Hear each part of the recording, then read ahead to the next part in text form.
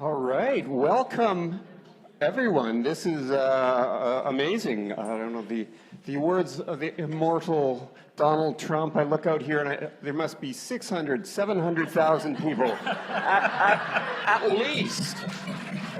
If you hear anything different tomorrow, fake news, fake news. You were here, you know. Sorry. I am David Leach. I am the chair of the writing department, and it is my great pleasure to welcome you here tonight on behalf of the University of Victoria, the Faculty of Fine Arts, and the Department of Writing to the 10th anniversary celebration of the Harvey Southam Public Lecture Series in Journalism and Publishing. And before I introduce our evening's special guests, we here would like to acknowledge and respect the Lekwungen-speaking peoples on whose traditional territory the university stands, and the Songhees, the Esquimalt, and Wasanich people whose historical relationships with the land continue to this very day. I also want to extend an immense thank you on behalf of the campus and our local community to the Southam family, without whose generosity this series of public lectures and journalism residencies would not exist. In 1994, Jean Southam made a bequest to the university to establish a diploma in writing and editing as a memorial to her son. Harvey Southam was a UVic graduate, a journalist in Vancouver and Winnipeg, the founder and editor of Equity magazine, and a manager of the newspaper chain that his great-grandfather founded. That original gift allowed us to create the Harvey Southam Diploma in Journalism and Publishing. Graduates of that program have gone on to immense success, including Arno Kopetsky, who was nominated for a Governor General's Award for nonfiction. A second generous gift from the Southam family allowed us to expand their vision and establish the Harvey Southam Guest Lectureship. Every year since 2008, the Department of Writing has hosted an accomplished journalist, editor, broadcaster, or writer. These Harvey Southam Guest Lecturers, we often call Harveys, mentor our students in special courses and deliver public lectures to enhance media literacy throughout Greater Victoria. Several of our guest lecturers knew Harvey Southam personally, and the impact of the Harvey Southam program has been immeasurable. Through the legacy of the guest lecturers, a new generation of young students and future journalists have come to associate the Southam name with an enduring commitment to excellence in journalism and a critical engagement with the rapidly evolving media ecosystem in which we all now live. Members of the Southam family are in the audience tonight, and so I would like to take a moment to honor their family's generosity, philanthropic vision, and commitment to a dynamic future for journalism in British Columbia, Canada, and beyond.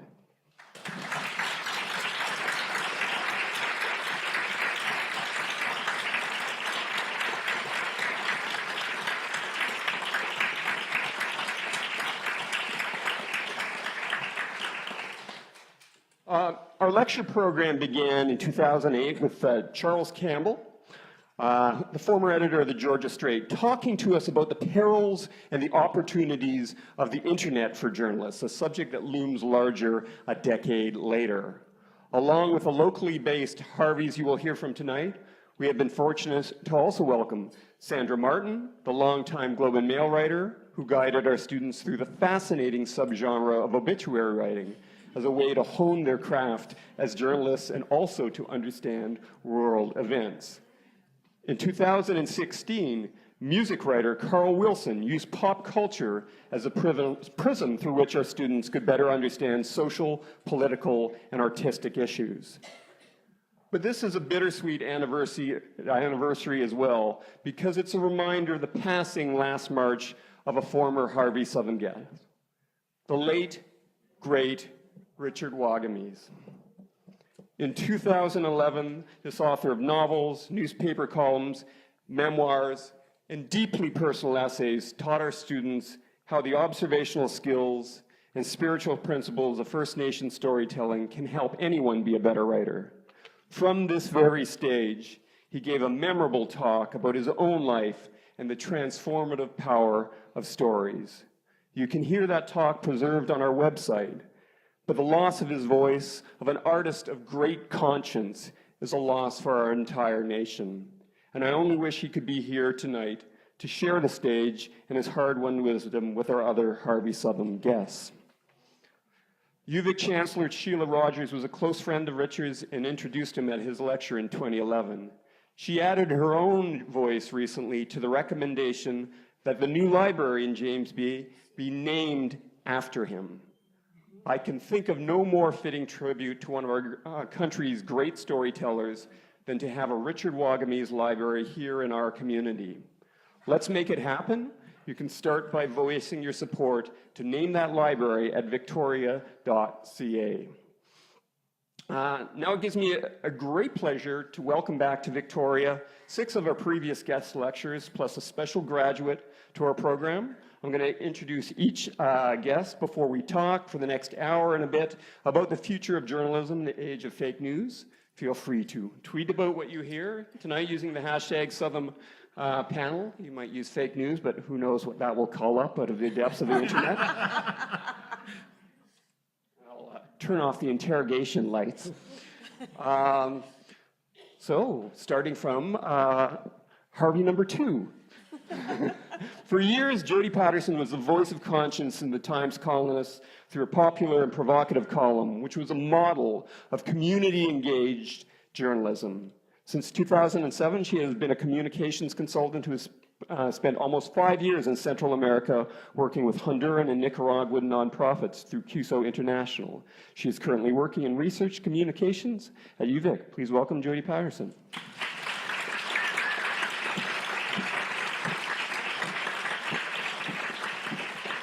Next up, Terry Glavin, Harvey number 5.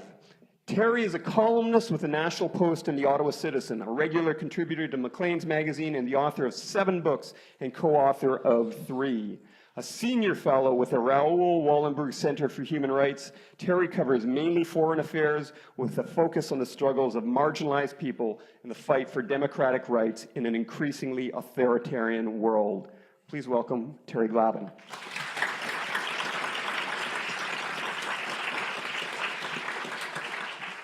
JoAnn Roberts, Harvey number 6. Most people know JoAnn as a voice of CBC's All Points West for more than a decade. She began at the CBC in 1976 and left it to advocate for public broadcasting and to run as a candidate for the federal Green Party of Canada. I recently learned that the East Coast is stealing her back away from us. So please give a warm welcome and send off to JoAnn Roberts.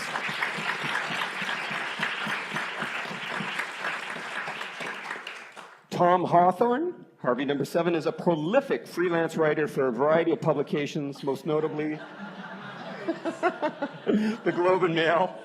Since holding the lectureship in 2014, he has written The Official History of Sports at the University of Victoria and recently published The Year Canadians Lost Their Minds and Found Their Country, the Centennial of 1967 for Douglas and McIntyre, available at outside and at better bookstores. Please welcome Tom Hawthorn.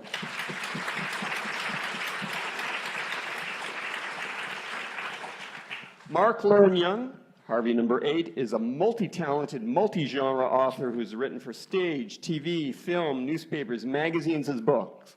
His most recent is The Whale That Changed the World, an absolutely wonderful nonfiction novel, a favorite of my beer and books group.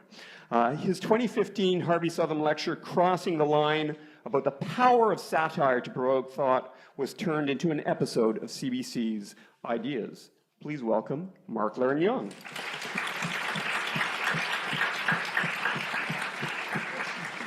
Vivian Smith is number 10, our most recent Harvey. Dr. Vivian Smith is a longtime print journalist and instructor. She taught a course that examined gender and journalism and is the author of Outsiders Still, Why Women Journalists Love and Leave Their Newspaper Career. She holds a PhD in interdisciplinary studies from UVic. And a year ago, she wrote an op-ed piece for the Times columnist titled Fraudulent News Undermines Democracy. So please welcome Vivian and her crystal ball.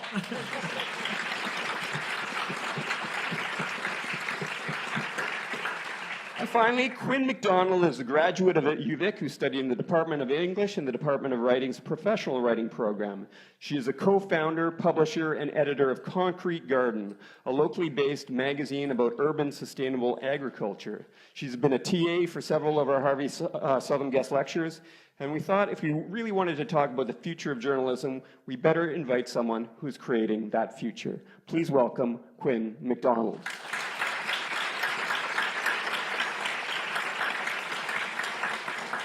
All right, Harvey, you ready?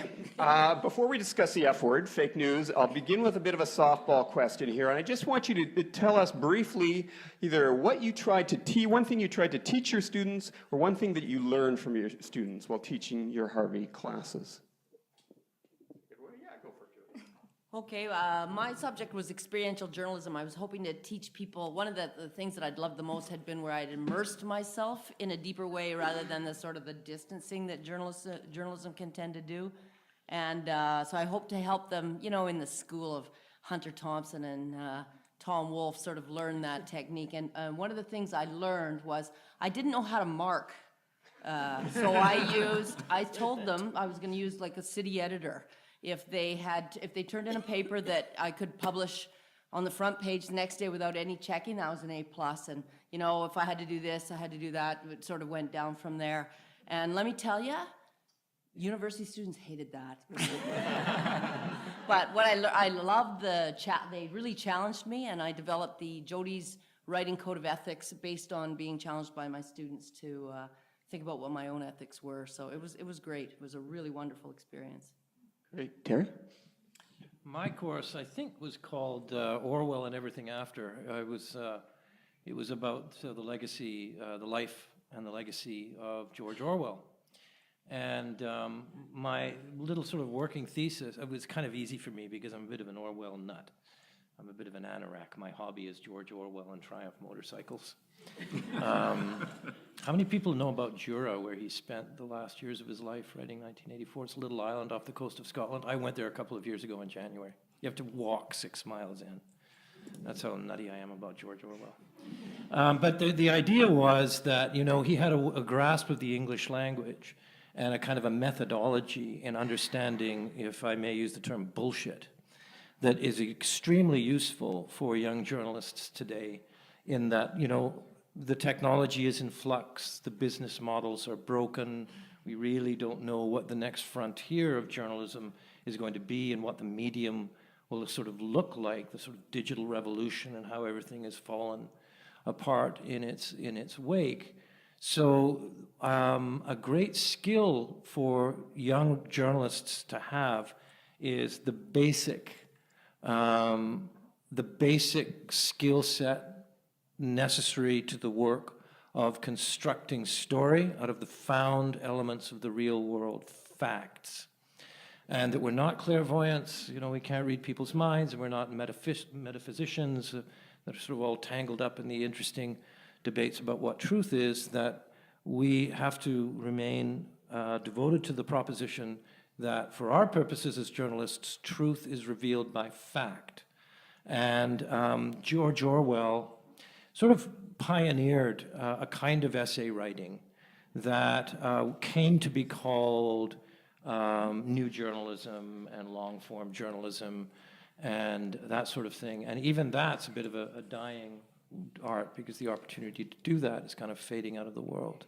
But anyway, that's what I did, and it was a lot of fun. And I learned from my journalists that, my students, that there's great hope out there. That there's a lot of very, very smart people who are half my age, who I have a lot of hope. He's correcting your math. I was just saying, I knew Colin was 17, by the way. Just want to let you know. But yeah, there's a lot of really smart kids out there, and a lot of really bright young journalists that are coming up. So it might look bleak and dreary sometimes, but it's not necessarily anyway. Great, thank you, Terry. JoAnn? So my course was on the value of public broadcasting to democracy. And, you know, the beauty of something that you've done on a daily basis for most of your life is to have 3 months well, in all, it was 6 months because I had to prepare for the course, to literally think about the world in which you work. What is the value of public broadcasting, especially to the country we live in? I have never been prouder of doing anything than of being a Harvey, and I thank the Southam family for the opportunity. So I wanted a cohort of students who really knew CBC in this country existed, but had no idea of the context, no idea of what a world would be like without it, to try and expose them to that. And we really did have a great semester. And what I learned from them, the first day, Quinn would remember this because she was a student in my class, I asked how many students had a radio. And only one put up their hand. And then I said, how many of you watched the National last night? Nobody. And you know, it was really an interesting place to start, because one of the things we did in our class, and this is what I learned from them, is then what do you think your CBC should look like? Because you're a shareholder. And we had a great time figuring that out. And like Terry, the world's in good hands. Great, thank you. Tom? I'm going to start with a story about Richard Wagamase. I work at Monroe's Books when I'm not being underpaid for my journalism. You get underpaid for being a bookseller. Yeah. And I see some friends here from Monroe's up in the back. So last time I saw Richard, he was a frequent visitor to the store. And he came in one evening and he bought 3 novels. And he put them down on the counter and he paid for them. It was $98 and change. And we asked him, do you want a bag? And he said, no, no bag. And we went to hand him the books. He said, no, I don't want the books. He purchased 3 novels and he said, I want you to give these novels to somebody who ought to read them and can't afford them. And that's the last time I saw Richard. That's the kind of guy he was. Our course was called Sports Writing 2.0. And it was held in concurrence with the 2014 Sochi Olympics. And so we were looking at issues involving sports and politics and culture. So we looked at issues that are still in the news today, concussions for the athletes, college sports, how the athletes are amateurs and yet they're making all the money for their schools, looked at intersex athletes and the issues they face, how First Nations imagery is used as mascots and why that's problematic and how it's being addressed. We looked at some of the nitty-gritty of sports writing, which I think was quite a revelation to the students. So Cleve Deansaw came in and talked to them about what it's like to write while the event is happening in front of you, and why when a goal is scored, everything you've written gets thrown away. So there's actually in the sports writing fraternity and sorority, there's what's called alternative histories, the articles that never saw the light of day because of a change in the events, because sports is a play in which the ending is not scripted.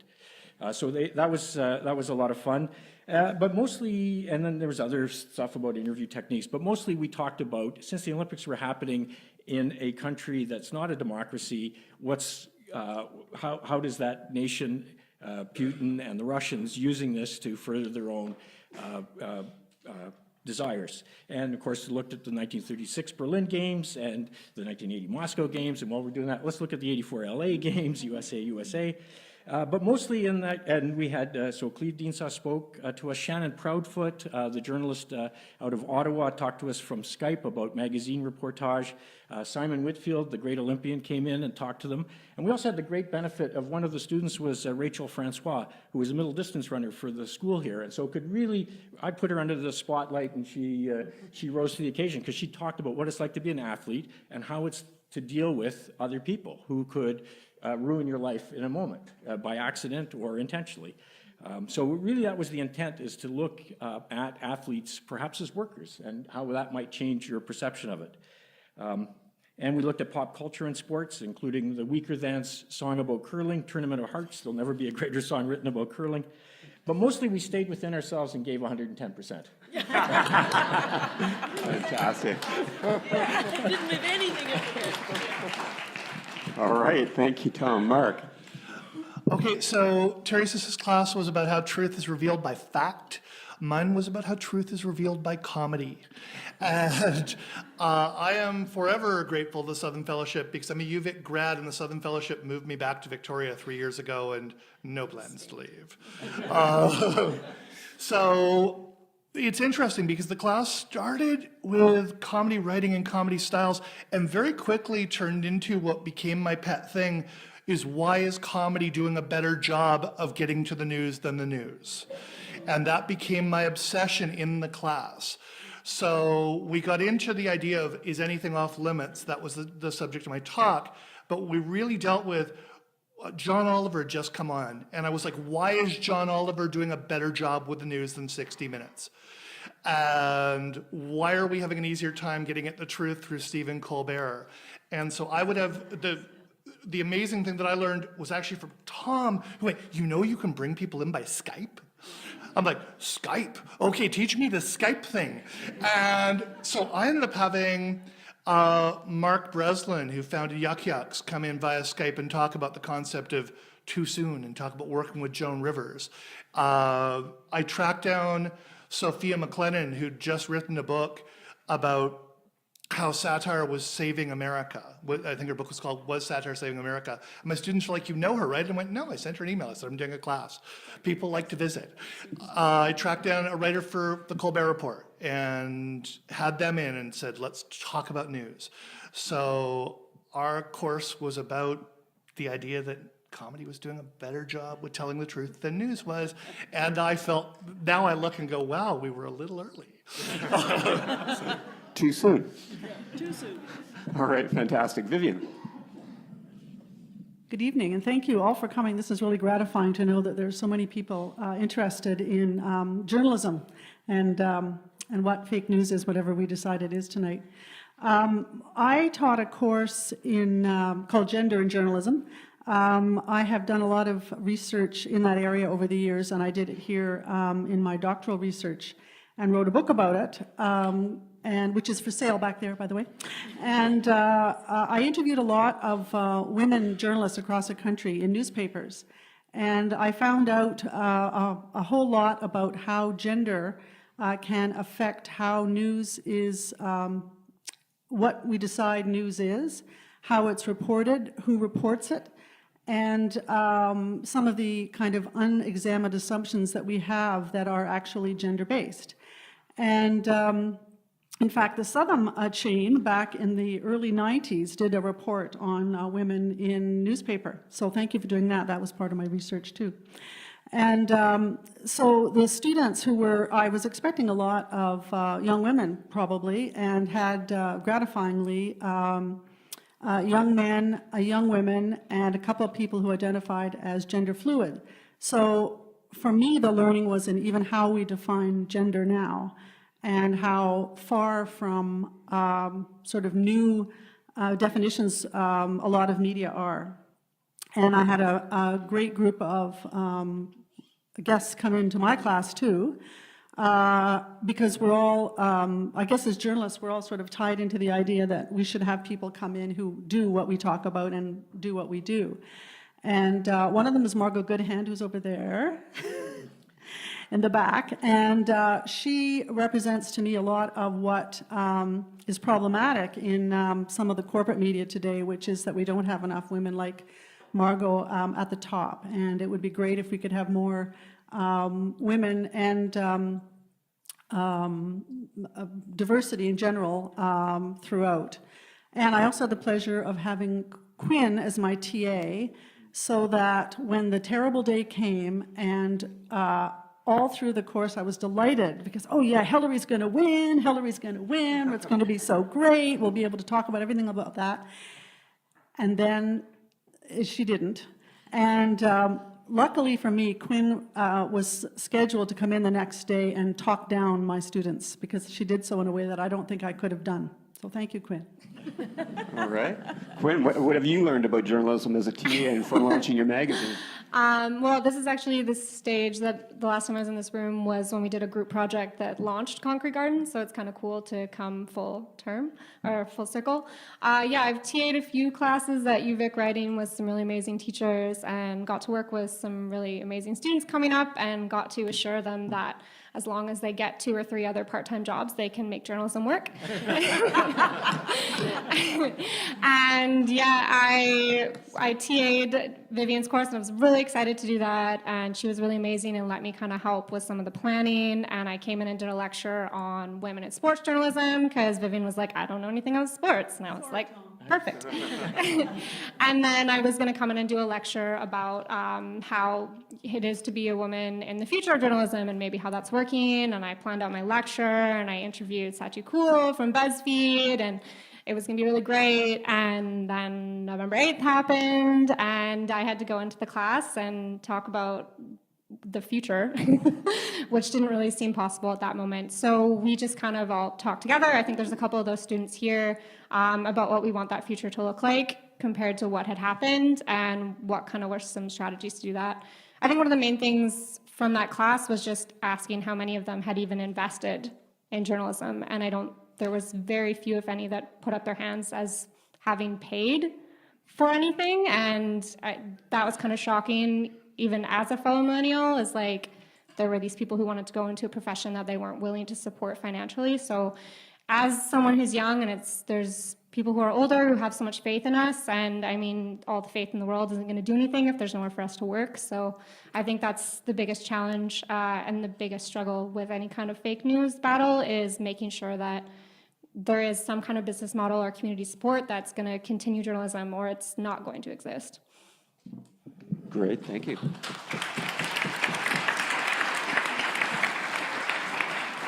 All right, that's a nice segue into my next question, and this is more kind of free-for-all, so feel free to jump in. Before looking south of the border, let's talk about the state of journalism and the media here in Canada. How healthy or unhealthy is our own national media ecosystem? Can I follow up with a counterpoint to my own point before? I did take JoAnn's class, and I knew the CBC as maybe the news that was on with my parents or Hockey Night in Canada. And I did have a radio. I don't know if I put my hand up, but I did have one. But since that class, I don't know if I've turned the CBC off very much, much to the annoyance of my boyfriend who's here tonight. But I think we are so lucky in Canada to have a strong public broadcaster, and I think looking at the States, we really need to recognize that and value that institution and that structure, whether it's the CBC or not, just the idea of it, and not let it be picked away at, because it is really important. So Yeah. Okay, Quinn, you made my whole course worthwhile. Thank you. I did give you an A+, didn't? No. Well, let me just pick up on what Quinn said about investing in our journalism, because I think it's important to put what I consider one of our assets in this country, and one of the things that is a defense against fake news here, is that funding of public broadcasting in this country will shock some of you. If you take 18 countries that have public broadcasters, we're 16th on the pay scale. And just to put that, we pay about $30 per person per year for the CBC. The BBC, which we all like to sort of look to as the grandparent of the CBC, $114 per Brit per year for the BBC. We broadcast in 2 official languages, 5 time zones, and in 5 First Nations languages, 5 Northern languages. They get to broadcast in English and Welsh. You know, you wonder why there's a difference in what the BBC puts out and who they employ as journalists and the opportunities, and compare that to what we're doing. And I think that's certainly one area of journalism in this country that we have to ask ourselves as Canadians, are we willing to invest in it?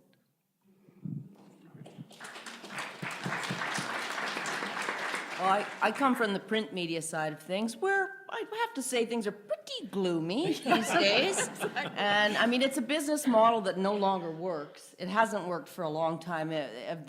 What surprises me is that it's still hanging in. Mm-hmm. And I mean, like, there's been various comments about, could it become sort of publicly funded and all the rest of that. I think that's really, really complicated when you're talking about something like freedom of the press. CBC has managed it. I'm not suggesting that CBC has biases, but to take the print media and turn it into a public, I just don't know if that's going to work. So to me, we're in, as Terry mentioned, I think we're in the place where one business model is falling away rather dramatically, and we don't know what's going to happen. And as we've seen, it opens the door to a very complicated problem, which is understanding people's literacy, people's newspaper literacy, people's media literacy around understanding what sources are real, what sources are not. This thing we call fake news is really, a lot of times it's propaganda, right? It's just it's a new word for propaganda. And I think history has shown us we've never been great with understanding when propaganda is propaganda rather than real news. And we need to be much, much better. I feel that the onus is going to be on individuals to learn how to interpret the sources of their news and understand when something is propaganda. It just isn't real. Great. Vivian?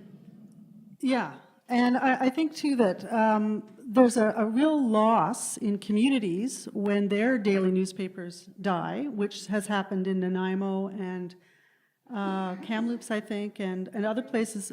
Pardon? Everywhere. Yeah, so everywhere. And I think too that the idea about fake news is something we have to tease out a little bit, because there's a difference between something that's misinformation and disinformation. So you have, mistakes that are problematic, and then you have people with an agenda who want to use the charge of fake news as to further their own agenda. And I think that one of the problems historically with corporate media and others here in Canada is that there's always been an element of agenda. The newspaper started as propaganda sheets. A lot of people who used to work in journalism did so because they couldn't do anything else. They were sort of guys with hip flasks and all that. And the whole idea of having an education to be a journalist is a pretty new one. And today, with newspapers in such financial trouble, you have increasingly a blurring of lines between advertising and editorial, which is also a problem, because then people don't know the difference between the news and the advertising. You've got wraps of ads on the front of the paper now. You've got sponsored content, and that's just on the print side. And on the advertising and online is even more difficult to see what is real and what is not. So in a way, we've created this very comfortable bed for people who charge fake news to sleep in. Thank you. Terry? Yeah, I'm going to add my voice to the sentiments that were expressed at the outset of this in support of funding for the CBC and being mindful that you get what you pay for, which was the point I think Quinn was making. You really have to subscribe to a newspaper, I'm afraid. And if you don't subscribe to at least one newspaper, you're not participating in a serious conversation about these issues. We're lucky in this town because we got the Times Colonist. I'm an unapologetic supporter of the Times Colonist. I think it's a great little newspaper. We're quite lucky. But yeah, the old business model is dying. And what we're seeing in the context of this phenomenon that we sort of speak kind of incoherently about, I don't know how we could be too coherent about it, that we call fake news. We're talking about something very specific, really.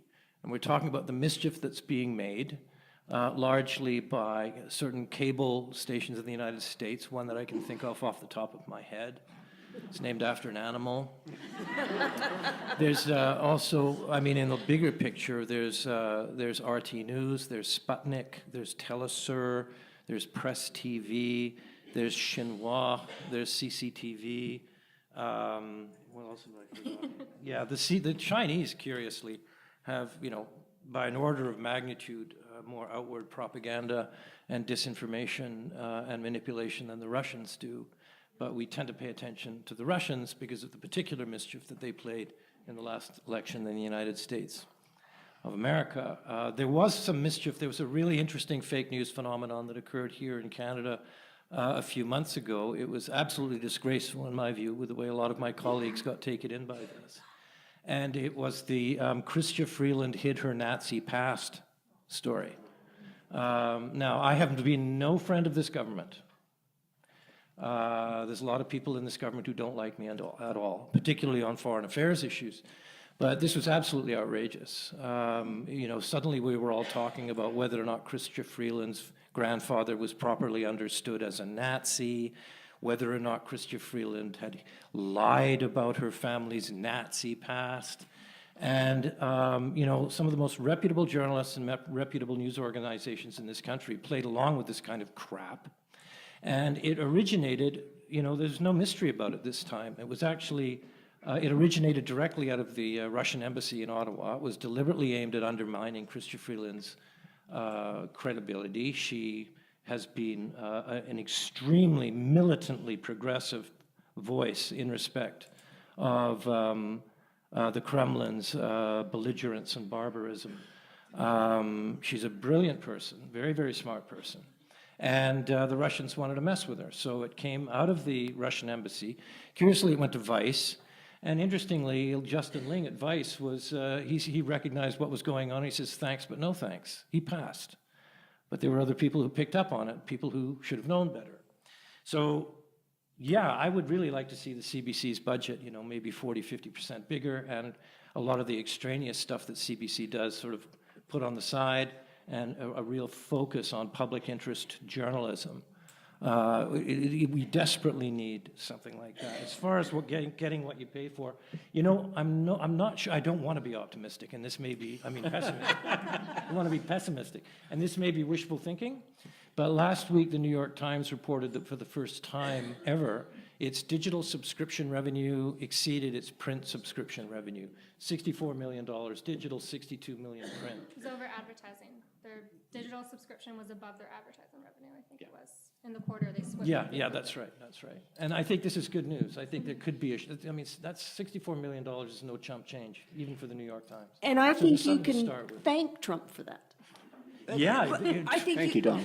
hugely. I think you can, because people actually want Yeah. something to balance, or at least feel that there's, you know, solid work going on and that they have some place to go. I think the Washington Post and the New York Times, They're to their going credit, through the roof. yeah. I think Yeah, that's a good sign. they can't do everything though, and like the lack of local journalism is huge. And like JoAnn, we've talked about this before. I've tried to get my other friends who have more freelance time to go and just cover the small towns in this country where there's just shenanigans going on. That there's no one at local councils. There's no one seeing what's going on with the business community. There's no one doing those things.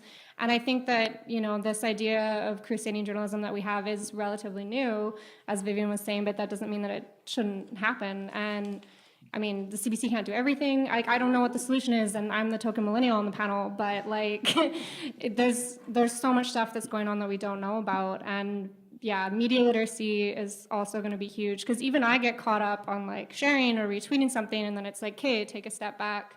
Where is that coming from? It needs to be taught a lot younger, and the values of, you know, critical thought and journalism and asking those questions need to be taught a lot younger as well.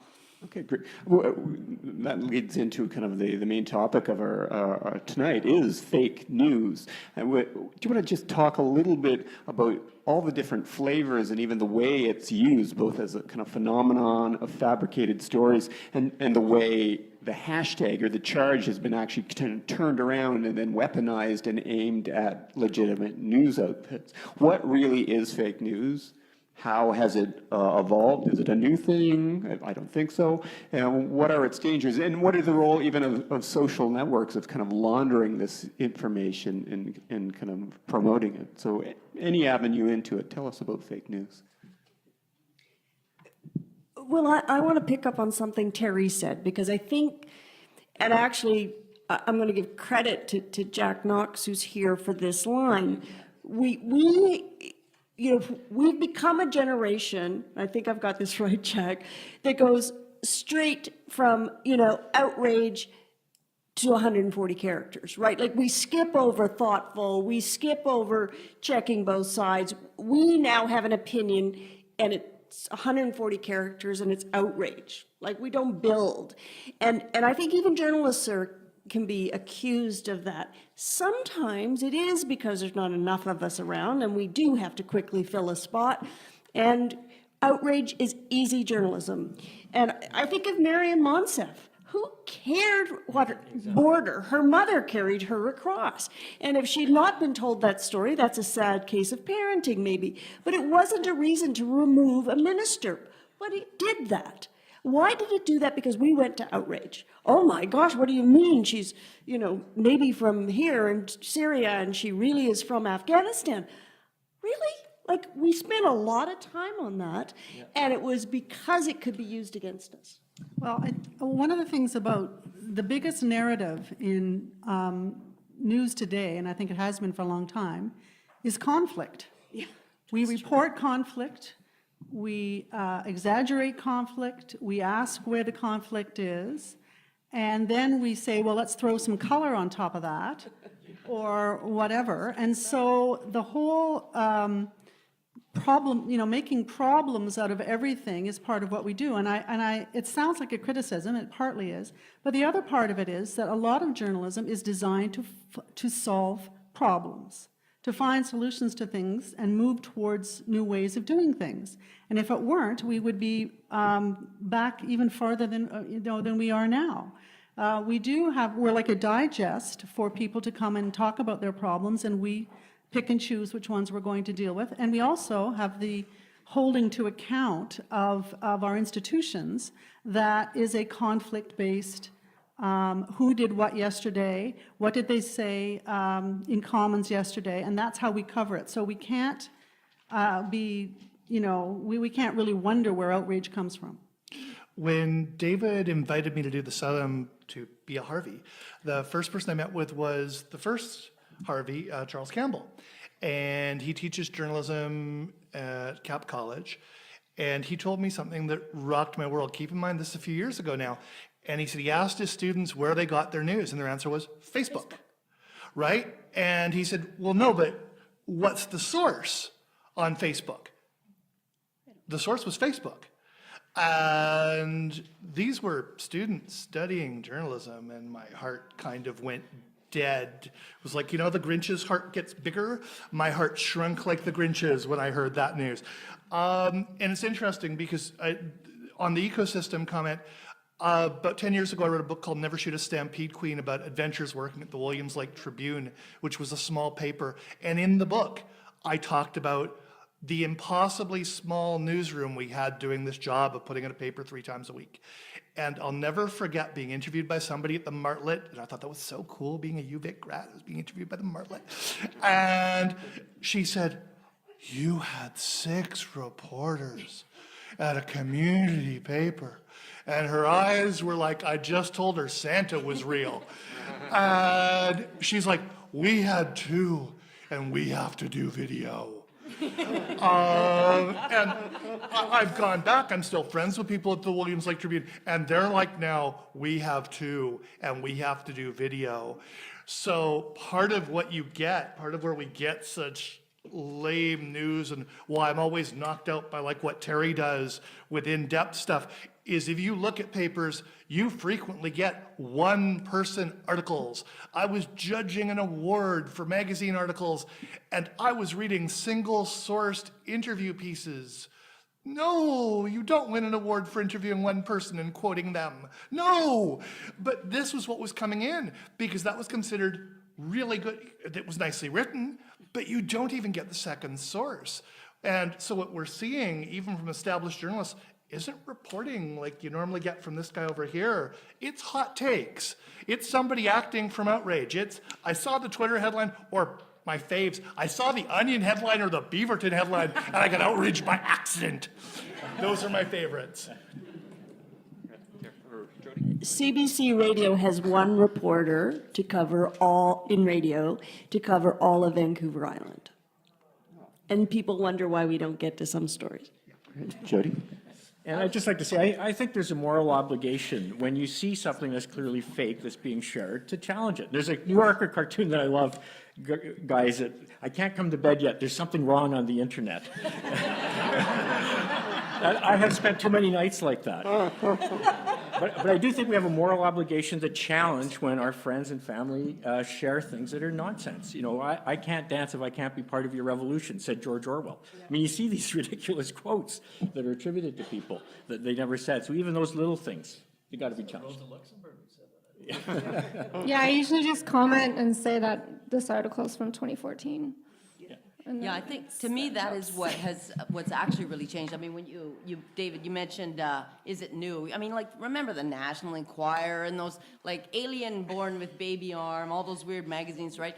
Where we would go into the store and we knew that those weren't real, right? We knew that those weren't real. But meanwhile... Weekly World News, nothing.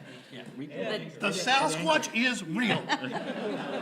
Meanwhile, the daily papers in our towns and the daily radio stations and the sort of familiar television things, we could all agree as a community that they felt real. And we could push against them, right? Because it was one body, and we could say, well, that's not real because I was down at Joe's just the other day and that wasn't how it happened. I'm going to write a letter to the editor. There was sort of a policing mechanism to keep them real a little bit. And all of that is gone now. So what's to me has really changed is people's believability factor. Like the stuff that people get sucked into. When I look at my Facebook feed, I just think, what is the matter with you people? Like, why do you think that's a story? Why didn't you look at the date of it?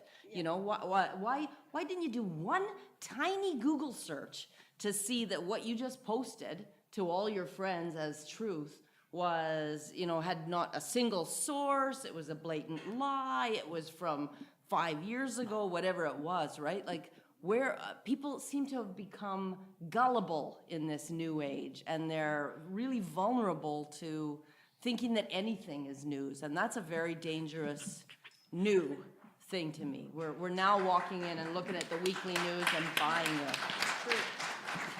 And then, Fight I'm for going it. to arm wrestle. Mine's quick. You know, it's just, it seems that fake news has become, it's so dangerous on the democracy side, and also so ridiculous on the side where it's basically what people say when they just disagree with something, or they don't want to hear it. And it's the charge, it's the calling of the fake news that dismisses everything, and how do you come back from that? But do you think we're actually approaching a tipping point where you have this kind of critical mass of the population that just kind of live in completely separate and highly partisan filter bubbles in which even with kind of the best funded journalism, it's not going to poke a hole in that?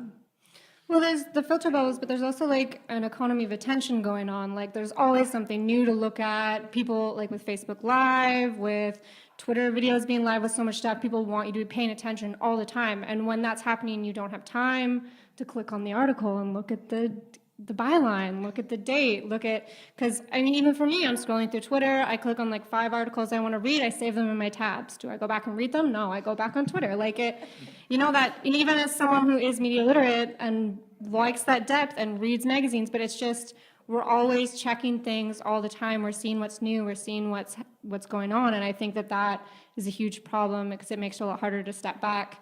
Like one of the things with doing a print magazine in 2017 is that I'm stubborn and insane, but it also like makes people, you sit down with it. Like I still buy magazines all the time because you have to do that. And it's hard when online there is so much of I don't know, I just think it's the attention that's always going on and that allows things to be weaponized. And like the news cycle is so fast now, it's really hard to get that depth.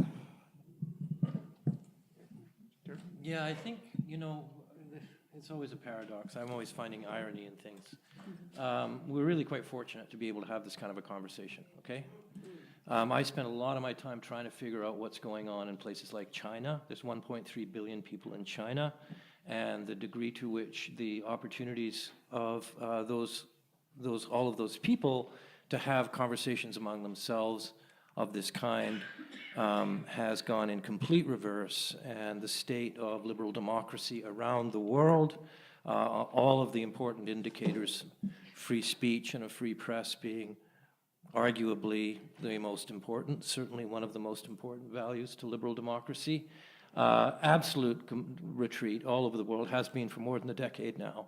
I hate to be like this, but the truth of it is, it's as grim as it's been at any time since the end of the Second World War.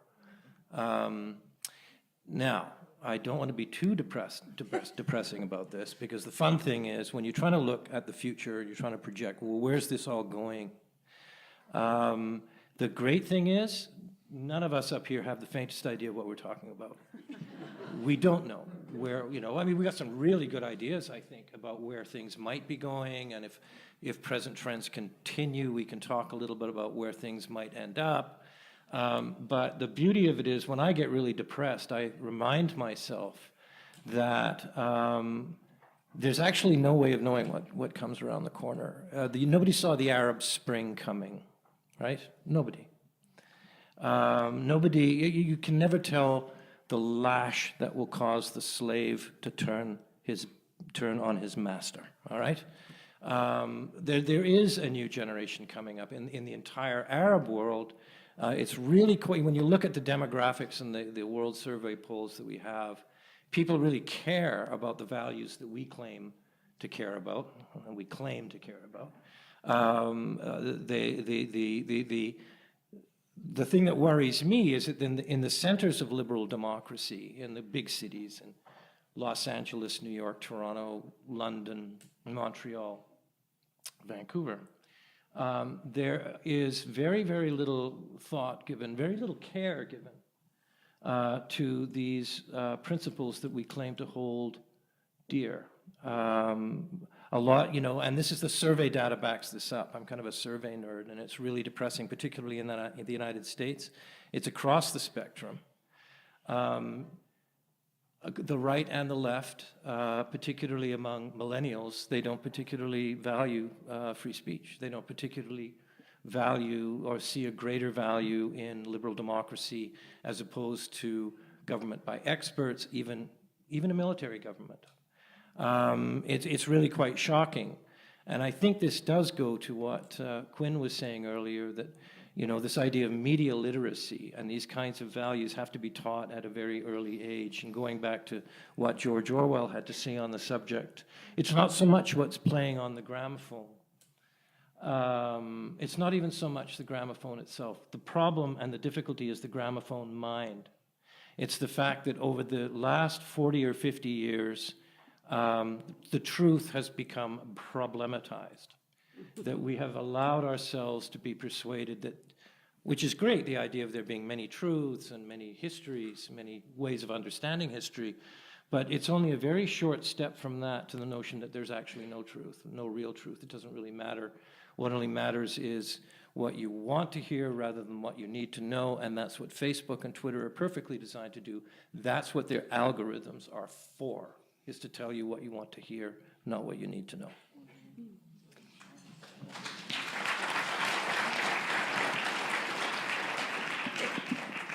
David, can I just comment on that? Because I think Terry's hit on it, and you mentioned it. In fact, in your interview this morning, you talked about filter bubbles.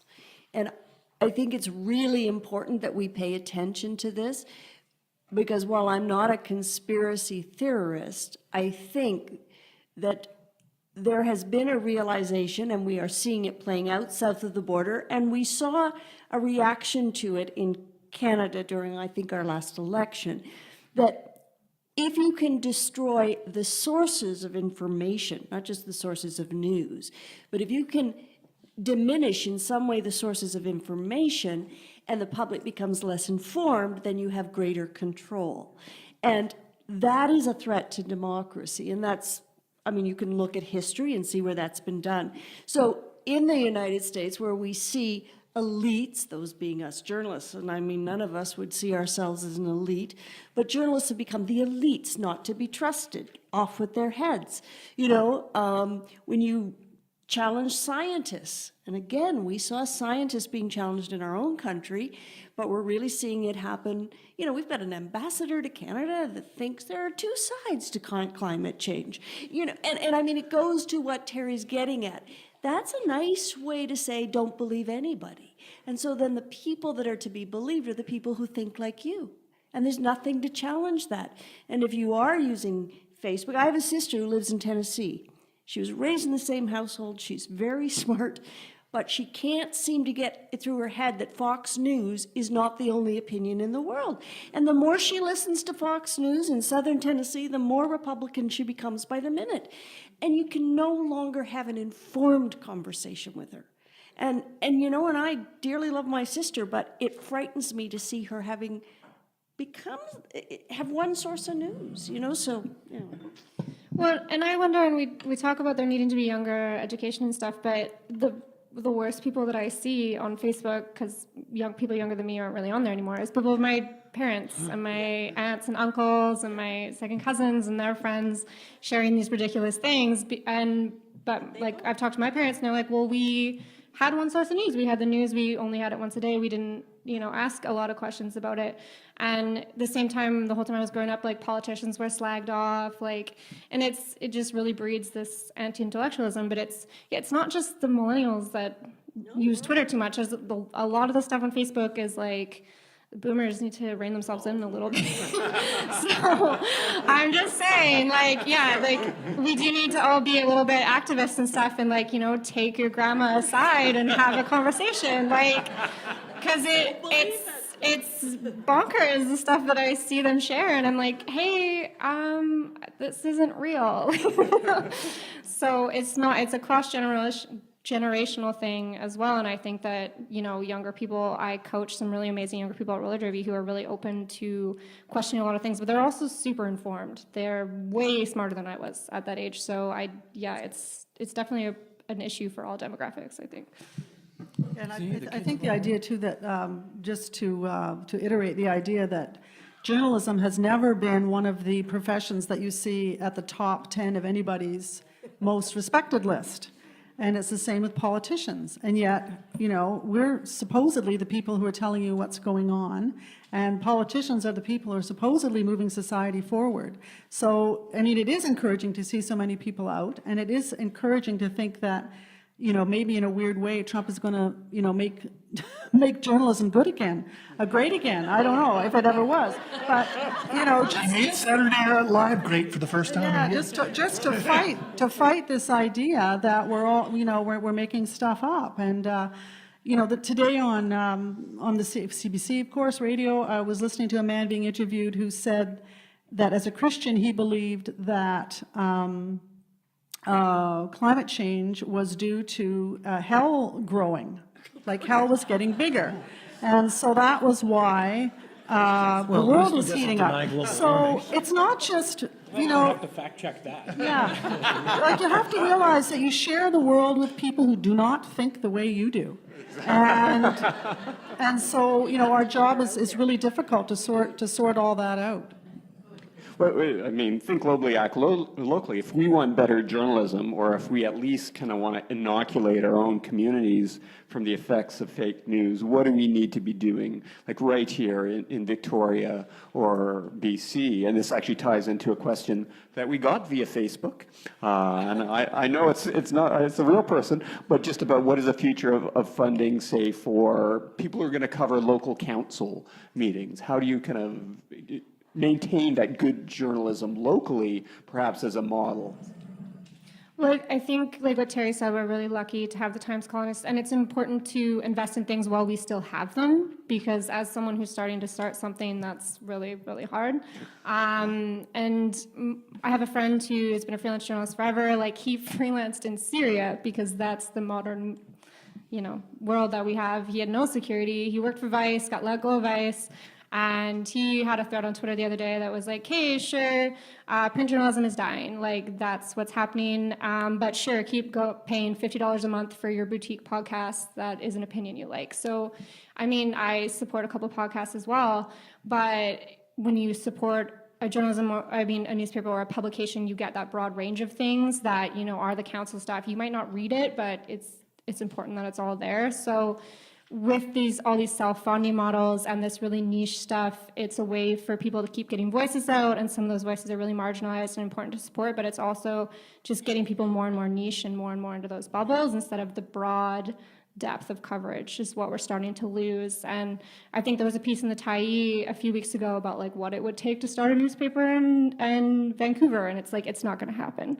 So we do need to invest in the things that we have while we still have them, because once we lose them, it'll be really hard to get them back. Great, Jody? Yeah, I think that what you mentioned, the Tyee, I think the Tyee shows a model that's possible, right? Where you're basically a nonprofit and you begin to raise money and go to foundations and look for sources you fundraise to be able to pay your journalists. And I don't think the day's coming back when the newspaper comes to your door every day with tucked under a 12-year-old's arms. I think that time has passed, and young people's readership has certainly never been there and definitely isn't there now. So it's time for local news needs a model, but I don't think it's totally evident yet. But I know that the Tyee's readership, the money coming from readers has now exceeded the money coming from advertising, which is to me a really good sign. And when I love The Guardian, and The Guardian at every bottom of every article says, while you're here, and reminds me, so where you are finding useful, good journalism, pay for it, find a way to give some money toward that, not just once, but in a regular way. Terry? Yeah, the other thing I think is really important for people to do to get out of the kind of, confirmation bias bubbles that Quinn was talking about is, you really have to sort of expand your horizons the tiniest bit. You have to read more than one newspaper if you're kind of interested in knowing what's going on in the world. You've got to read The Economist, you've got to read Foreign Policy, you've got to read Wall Street Journal. By all means, read the Tyee. By all means, read The Guardian. But, there's another thing, too, I think that really has to be thought about a little bit. We're fortunate, I just noticed him, there he is right there, Jonathan Manthorpe, what we used to call the Dean of Foreign Correspondence in Canada. He's actually in the room tonight. If you want to read Jonathan Manthorpe right now, you got to subscribe to iPolitics, okay? Just make a little note, iPolitics. The other thing, it's a very curious thing, and Tolstoy actually saw this coming. Leo Tolstoy actually wrote about this, the diffusion of the telegram and telephones and other means of communication will make people, or threatened to make people, understand less about the world around them than you would imagine. And Orwell talked about this a lot too, and how ignorant, and I don't mean that I'm not being judgmental, I mean ignorant. A lot of people are about what's happening on the other side of the world. Absolutely shocking how little people know. When I wrote my book about Afghanistan, it was the last major book I wrote, I wanted to call it Travels in Absurdistan, because there's sort of this country called Afghanistan that exists in the real world, and then there's the country that we all fight about and talk about and have protests about. Totally different country, it doesn't exist in the real world. And Syria is the first Twitter war. It's the first YouTube war. It's the first Instagram war. Nearly 500,000 people killed, 6 million refugees. There's nothing compared to this. You'd have to go back to the Irish famine to get close to it. And all of that technology and all of the work and all of the investment in helping young Syrian journalists tell their story, people have absolutely no idea, the scale or the nature of the struggle in Syria. And there are ways to find out, but one last point, one of the difficulties is, and it's not just Syria, which is a pretty dangerous place, 117 journalists were killed there last year. It's almost impossible to maintain a foreign bureau in an interesting place anymore, is that the liability issues and the insurance are such that you have to stipulate to the correspondent the the height of the blast walls around the restaurants that he's allowed to have meals in, the number of meters to the muster station, the number of security guards to patrons of the restaurant. As it's an extremely expensive proposition, that insurance. Basically, it's almost like a protection racket. It's what you pay the Taliban to get your journalist released. And so there's very, very, very little in the way of bureaus of any kind anymore. The way I do it whenever I travel to weird places like northern Iraq or northern Syria or Jordan or Hong Kong or anywhere, I just go. And then when I come back, hopefully while I was filing there from wherever I was going, and when I come back, I'll pay, you know, I'll recover the costs. I might actually make a little bit of money. And I think, you know, this is just the reality of journalism that we're facing these days, is very, very, very small budgets, very, very limited interest, and tragically, and this is true whether you're on the left or the right or the middle, is that there is a propensity to just listen to people that you want to listen to, and to hear comfortable and comforting stories about why Syria went the way Syria went. And so all of these explanations become alibis and pretexts. And that's the kind of analysis that people are happy with. And it's a heartbreaking thing to observe. So anyway, that's all I'll say on that subject. One of the, you know, as Terry mentioned, these are, you know, the kinds of news organizations that you can support and be comfortable knowing that they're doing good research and good work. And a lot of the ones that you mentioned are American, and they're really important. But I think one of the big things we need to do is figure out as well collaborations that are, if not local, you know, provincial or Canadian. And as David told us not to prepare for this, but of course we all did. As I was looking through some of the, you know, kinds of collaborations that exist now, a lot of them have to do with tech companies, which we have some here in Victoria. But across the country, we also have institutions that are repositories of tons and tons and tons of information, and that's universities. And it seems to me that universities are a place where we could make some kind of collaboration with publicly funded, to a large degree, organizations that have, you know, researchers, academics looking at all sorts of problems already, and make some kind of connection with them to do investigative work, along with high-tech companies that are, you know, they say they're not media, but in many ways they are. I think an important question all of us should ask, and it's come up now several times, is who's paying for your news? And it's becoming so hard to figure out who's paying for the platform you're reading, who's paying for the publication. And I think as consumers, if we were asking more often, who's paying for what you're consuming, you're halfway to knowing what they want from you.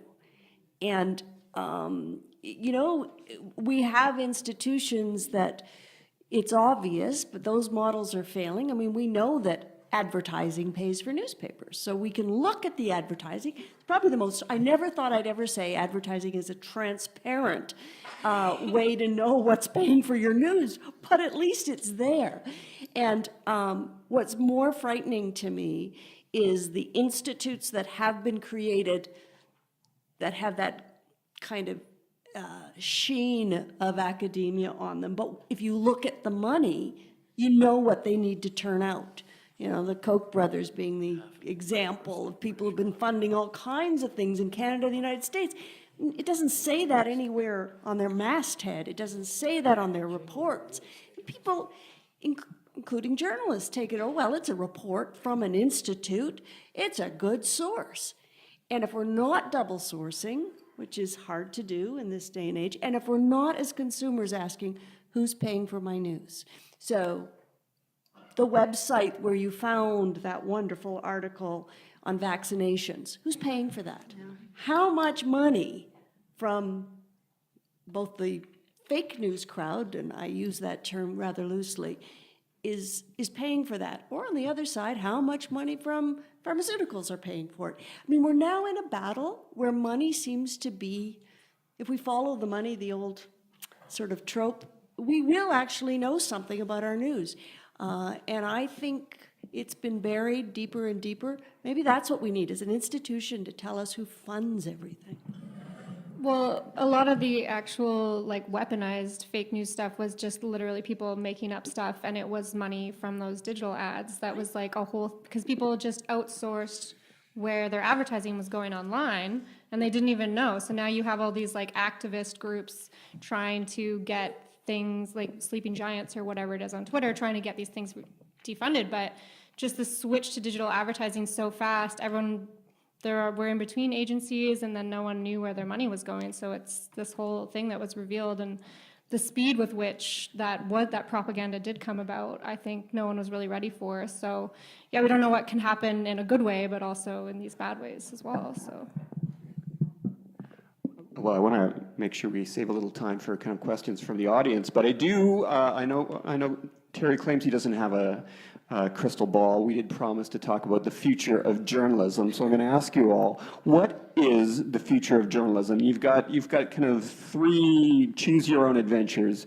You can choose to answer honestly what you think it will be. You can offer a utopian vision of what you hope it will look like, or you can offer a dystopian prediction of what it might devolve into if we don't do something about fake news. So what is the future of journalism? Well, Tom?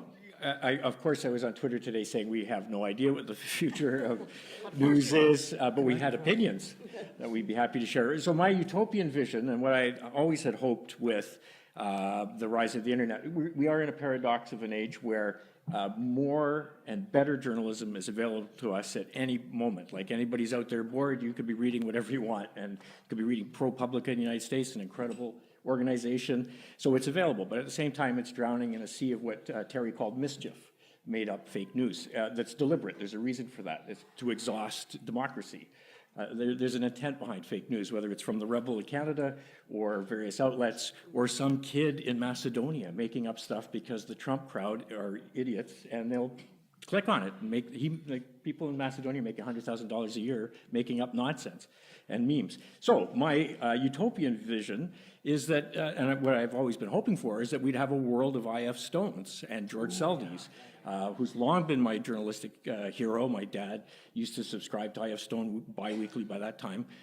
He was getting old, and I.F. Stone wasn't cranking it out. So that meant that, because I think a journalist is nothing more than a citizen, we just use the same rights citizens have. Sometimes we're well paid to spend time digging out and ferreting news, which is great. So that means Terry can go off the world, Jonathan can go around the world, or I can, I love doing local stories. But that's what's threatened. But I would encourage people, and often young people, when I was teaching the class, they want to know what they should do. How do I get on the TC? And I said, the TC is not going to last. Print is dying. It will be gone. It's going to become, I think, a weekend niche novelty, kind of retro for the young crowd. And so print newspapers are gone. And I would wonder, why do you want to work on the Times columnist? You could learn from people there, skills. The income is very good because of the unionization. But on the other hand, if you're young, you create your own media. You know what you want to hear. You know what your people want to hear. And so that's my utopian vision, is that all of us are journalists, and all of us take on the moral challenge of participating in the democracy. Not going to happen, but that's my dream. Next. I think that if the answer was simple, we'd say it and eat the cake that's supposed to be out there, which I'm very excited about.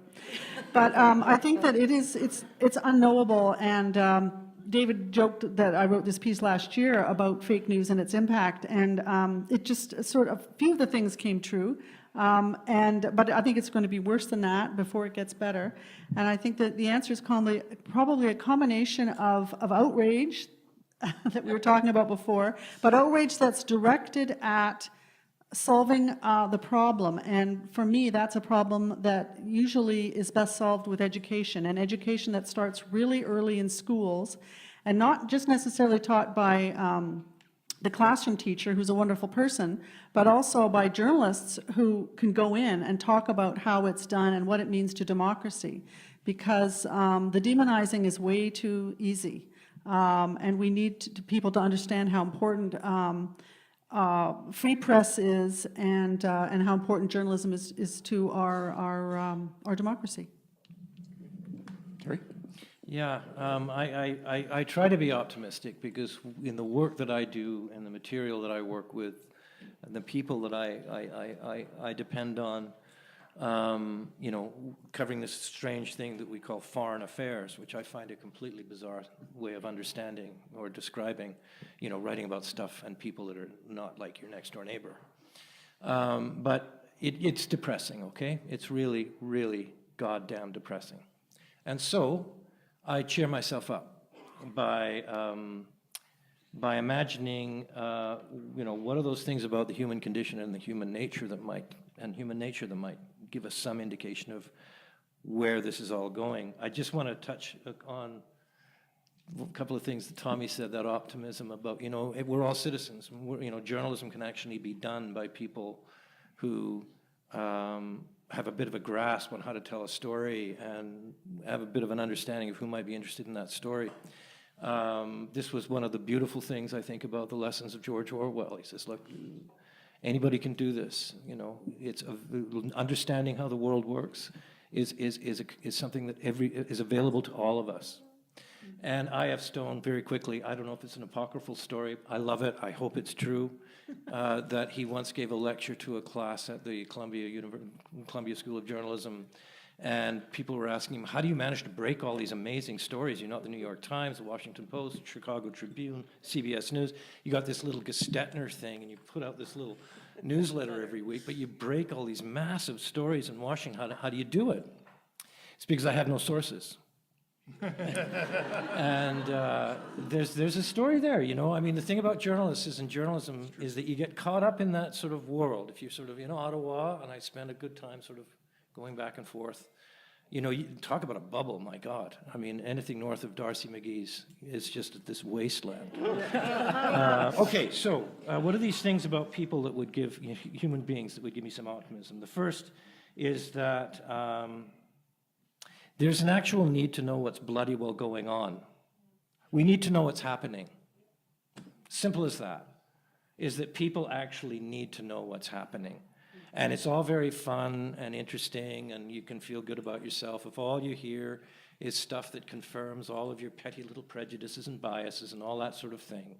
But sooner or later, the penny does drop with most people, and they realize, I actually need to know what's happening. I need to know what's going on. The second is that human beings are a very, very curious species. They're curious about the ways of the world. And they want to know things that they might not necessarily need to know. I don't necessarily need to know how the Rohingya are faring, but I'm interested, and I'm concerned, and I'm curious about whether or not they're making it out of Burma, and in what numbers, and what kind of solidarity we're showing to them, and what kind of help they're getting. Just basic curiosity. There will always be that desire to know what's going on, to know what's happening in the world around us. And our brains are patterned for storytelling as well. That's how we learn how to figure stuff out. And so if you put all of these things together, I think what you have is an astonishing market for some really old-fashioned, useful journalism. And I think that market will always be there. So there you go. Great. All right. Jody? First of all, I think I echo the panelists. There's some amazing journalism going on right now, and with this newfangled thing called the internet, you have never been able to get never been able to reach it easier than you can now. And in terms of coverage of sort of populations that, or groups of people who never got into the mainstream media, because let me tell you, it was pretty white and pretty traditional. There is now way more chances to find good news coverage about groups that never, ever got a headline in the old days. So to me, there's a lot of positives around now. I think local news is I don't see a model yet, and I don't know what's going to happen with local news, and that's a real loss to our communities when you look at that. But I think the biggest thing that has to change is individually, we all need to really step back and analyze, why do I read? Where do I go for my news? Why do I believe that this is true? What are my what are the mechanisms I use to determine the truth of a story? And I sure hope it's not just because I saw it on Facebook. And then, take steps to support the when you come up with the answers, take steps to support the news body that provides you that news that way, and not just sort of take it. But I do think there's a lot of positives, and I do think Trump has been an amazing person for making us realize the importance of a free press and the role of a free press. And I use press for everybody, even though I am a print person, so okay, I mostly like print. But I think it has reminded us, and there's been some great journalism that's come out because of him. And thanks, Donald. But the biggest thing is, again, I just want to say that I think we individually need to really challenge ourselves, and also to challenge ourselves to get out of those bubbles that David was talking about. That's a really, I don't know what's happening there, but more and more people are retreating into their bubbles, and they're very angry when anyone tries to come in and give it a little poke and say, excuse me, I'm wondering why you believe this. They get very angry instantly and react by shutting that person out. So those are things that individually we can do, and then the money to help the journalism that is going on now. Great. JoAnn? I think in my utopian world, and you won't be surprised by this, I think we will create those incubators for local news and global news. National news will find its way out of both of those things. And I do believe that at its best, the CBC has done this well. And when the CBC is healthy, other newsrooms are healthy. And there's a reason for that. Because if we raise the tide, it lifts all boats. And we've seen this work right across the country. So I would like to see, I know that when I was a young journalist that didn't know anything, local was what taught me my skill set. Because just like Jody said, if I got the guy's name wrong, I was going to see him at the gas station and he would tell me. If I went to the school board and screwed up the story, the time when I went to school board, 2 weeks later, they would correct it for me. And we need that. We need to be connected to our stories. I think that's where we've seen a lot of this, who cares, it's gone, story's gone, I don't have to get it right anymore. So I was very fortunate, because when I was young and didn't know all of those things, I worked with really experienced journalists who did. And I also think that we need to have mentors. So in my utopian world, newsrooms will be populated again, and they will use new techniques, and they will use the technology, and it won't be the newspaper we know or the CBC that we know. But what the CBC can do, and all of you are shareholders, so you can have some say about this, is it can invest in local, and it can invest in keeping young journalists and young creative types, not just news. We need to hear people's stories. We need to hear the young comedians who will give us a twist on something. We should be hearing about our young athletes. That's who we are, and there's so many tools now to share that. But we need people. I would disagree with Tom a little bit that everybody is good at this. I don't think everybody is good at it, but we appreciate the people who are, because we all want our stories told. And so in my utopian world, we'll invest money, public money, so that we know we can trace it, and we know how much it is and who's putting it there, in local newsrooms and in global correspondence, because the national news will find itself out of those two. Great, thank you. Mark? Cool. I think the CBC is once again leading the way. If you're watching the National, we now know that in the future, everyone will host the National for 15 minutes. So I thought, as the guy who did the Southam Comedy Fellowship, I think it's really important to mention fake news was originally the title Jon Stewart gave to his own show. Fake news was a title for comedy that ended up starting to be used on Fox News, and then Donald Trump brilliantly weaponized it. And fake news became anything he disagreed with, and now fake news is anything anybody disagrees with. So I think you got into this in your column, because I remember your column rocking my world, but one of the things that really hits me and that we really need to be clear on is if there is an agenda behind a story, it is not fake news, it is propaganda. Yes. And those are absolutely two different things. And I think fake news has made it seem kind of cute. You know, Donald Trump says CNN is fake news. Nuh-uh.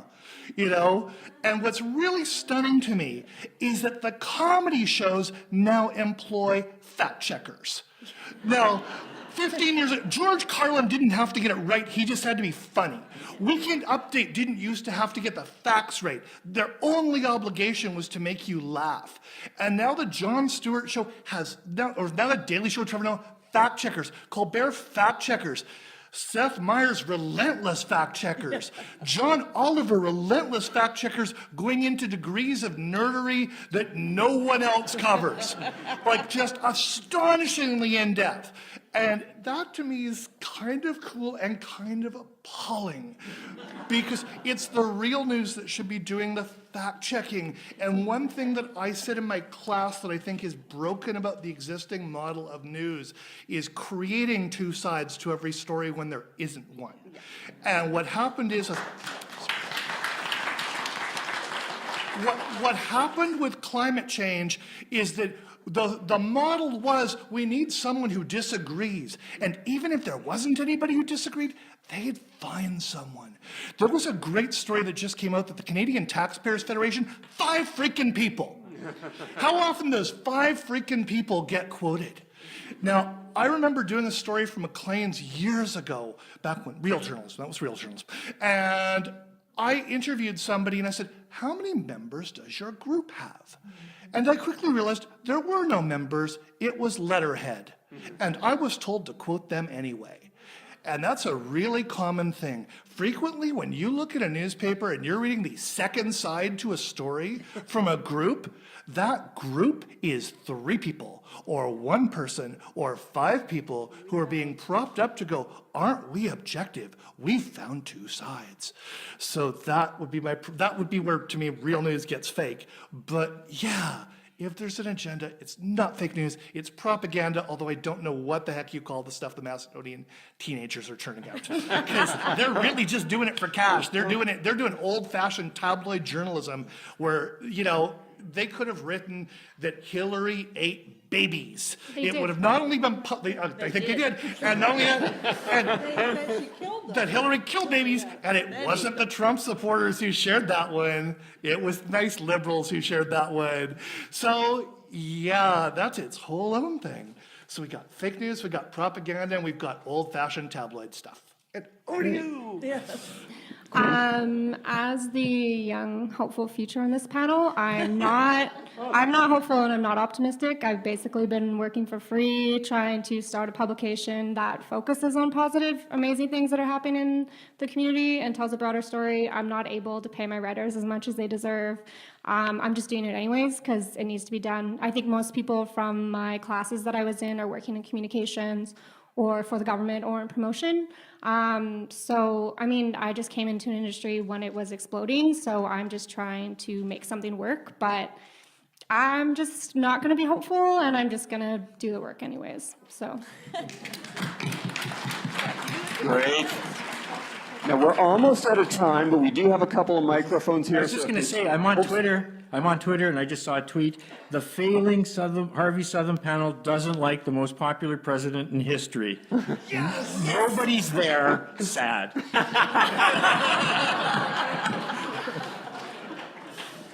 Great. We've got time for maybe one or two questions from the audience. And we've got a microphone there if you want to stand up and speak into it, because we're recording.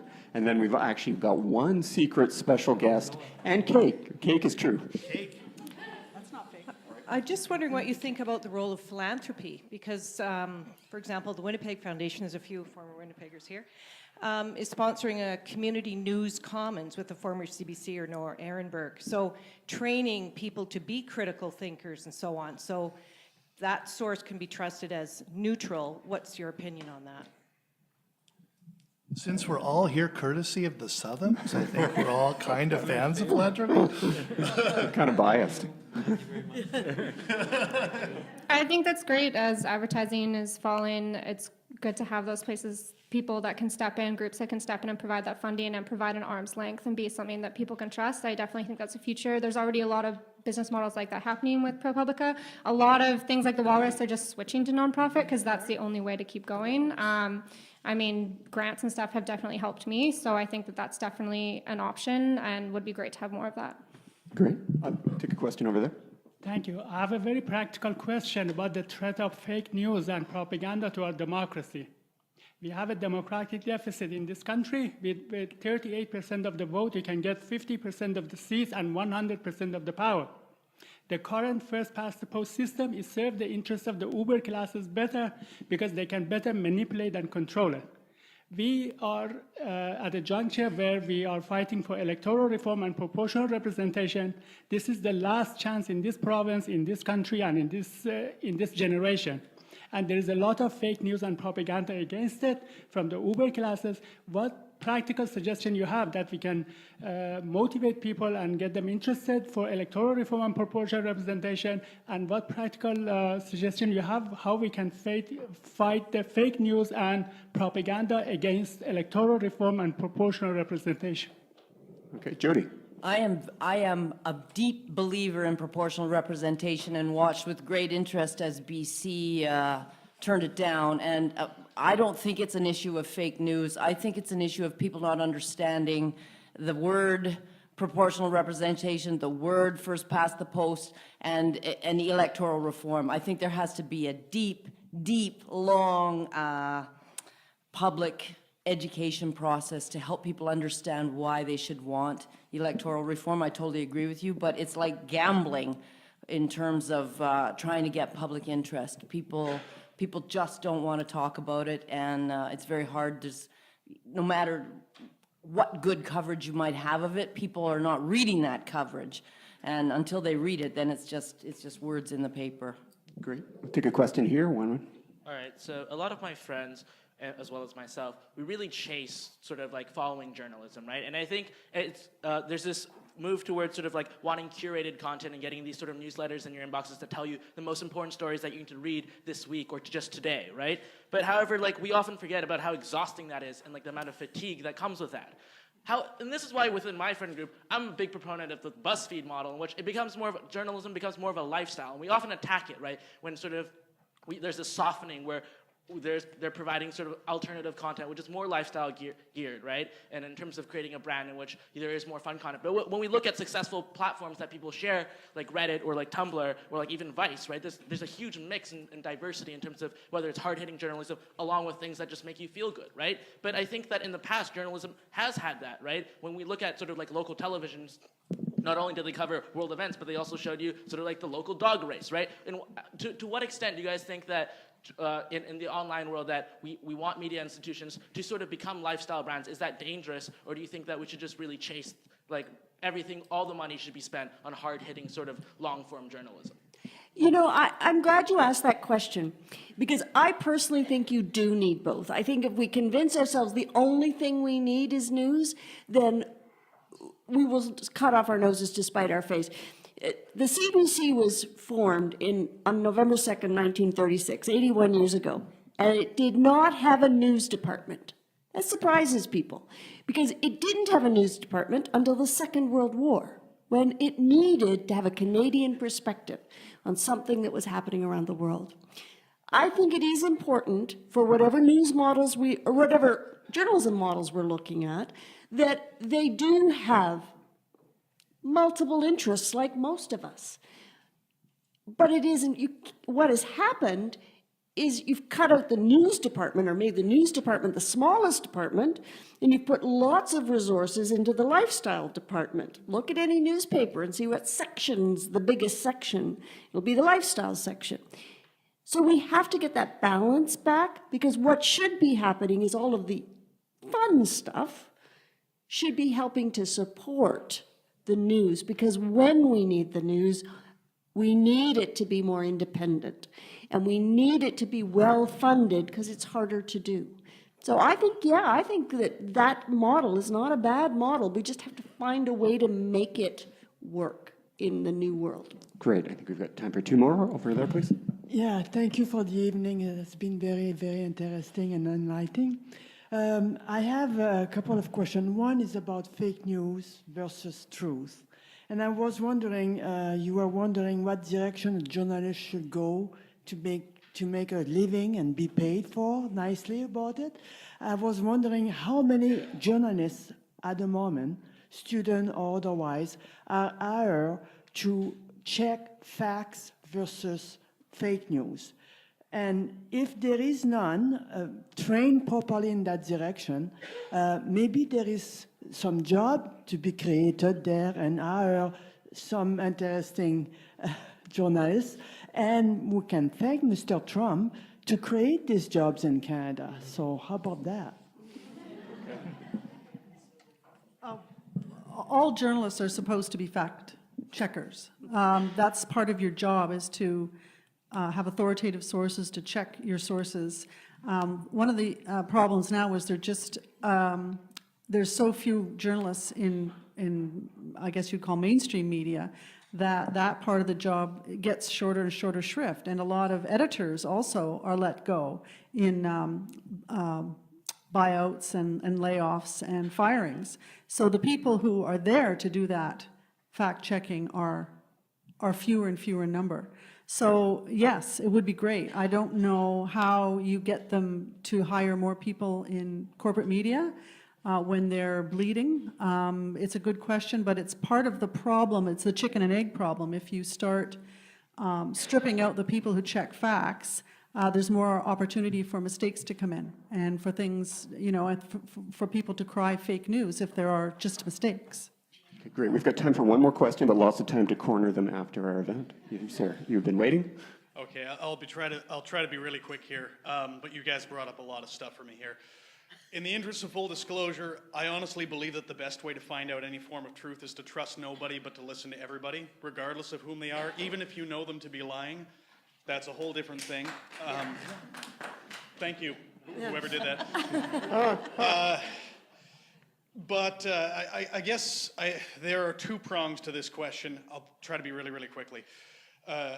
We have journalists in mainstream news who have attempted to tell the truth about some very controversial and very shaking sorts of things, who have been fired from their positions for having done so.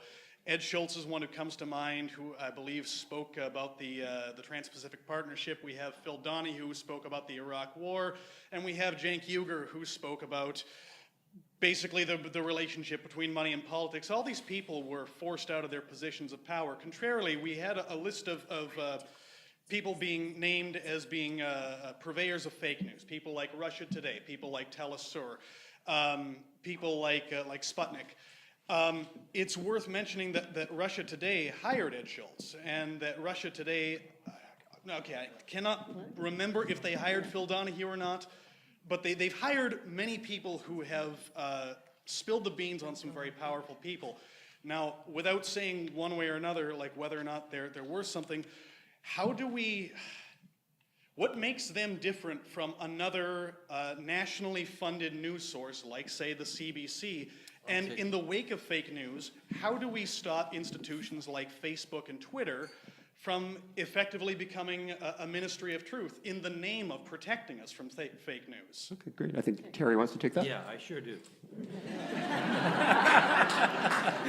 Part of it is that, this is a university campus, we're all literate people, and if I really need to explain the difference between the CBC and RT and Sputnik, then I don't know where to start with you exactly. $300 million a year is what Sputnik and RT News. I think Sputnik gets another 120 million. Yeah, they get a lot of they've got a lot of people that you would like to hear on RT News. You'll have Ken Livingston, George Galloway, Jeremy Corbyn used to go on, all kinds of interesting Americans. I think Michael Moore used to be a regular. Fine, they'll tell you, with a person of your sort of sensibilities, everything you would like to hear. It is funded by the Kremlin. Its purpose is disinformation, and it's not propaganda in the conventional sense of the term, when we could just sort of look at it and laugh at it, or look at it and a lot of people didn't laugh at it because they weren't quite bright enough to notice it when it was being done to them, is that the point of particularly Kremlin propaganda these days is not so much to push a particular ideological line. Garry Kasparov is an interesting person that you might want to read on this subject. Russian propaganda particularly, the purpose of it is to undermine our faith in our own institutions, to undermine our own confidence in ourselves, in our own media organizations, in our own electoral systems. I mean, the success the Russians had in the last election in that is fairly well documented. There are numerous sources available to you. You don't simply have to trust the New York Times and the Washington Post and the New Yorker and the Wall Street Journal and the Economist. You can, there's any number of sources that will explain fairly clearly the role that RT News has in forwarding the Kremlin's purposeful agenda in disinformation and disruption and mischief. Great. Big difference between RT and the CBC. All right, fantastic. Unfortunately, we're on deadline and just about out of time, but I want to conclude our evening with a surprise guest, our next Harvey Southam Guest Lecturer, who will be joining our department to teach a course starting in January and will give a public lecture of her own. Judith Pike is a writer, director, producer. Hey. Oh, wait, I got more, whose documentaries have been broadcast on the CBC, Bravo, History Television, and syndicated around the world. 2 nights ago, CBC debuted her latest feature, Inseparable, 10 years joined at the head. Please welcome your next Harvey Southam Guest Lecturer, Judith Pike. Yes, come up.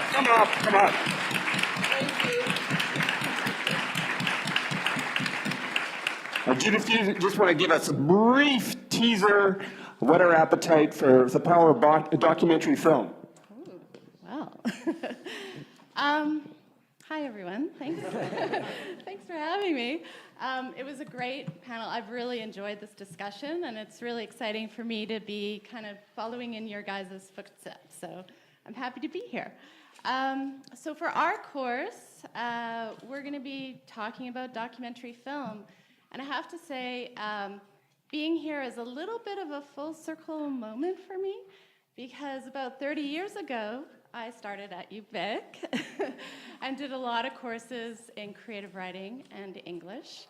And I really, really wanted to be a documentary filmmaker. And I had no idea how to do that. And somehow I figured it out. And this year, I had 2 docs. One was broadcast on the nature of things. It was called Cracking Cancer. And then this last one was Inseparable.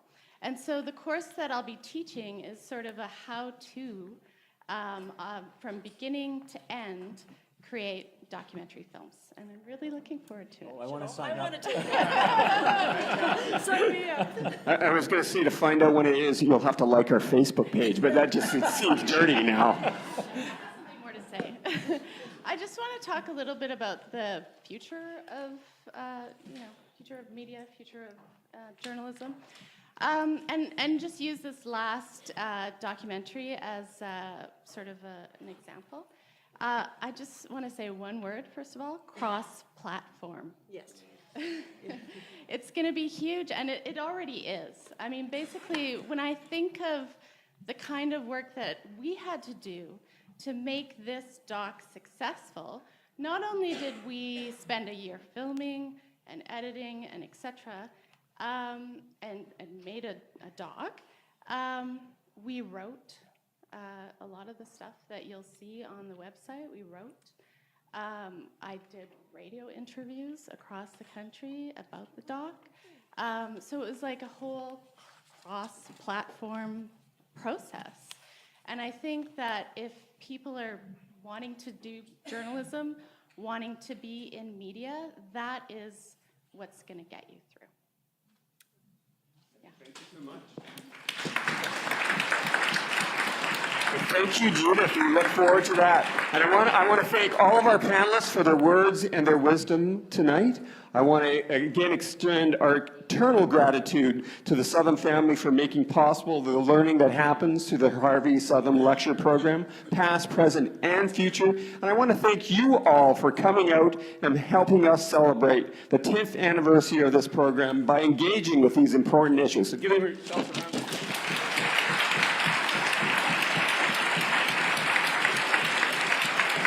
And if you really want to support journalism, there's books in the lobby. Go straight. And an anniversary cake too. So everybody who's been standing this whole time, you're much closer to the cake. I think there's only 100 pieces. So go get it. These are true facts, not fake news. So buy a book, grab a slice of cake, and all the best. Thank you. Cool. Cool.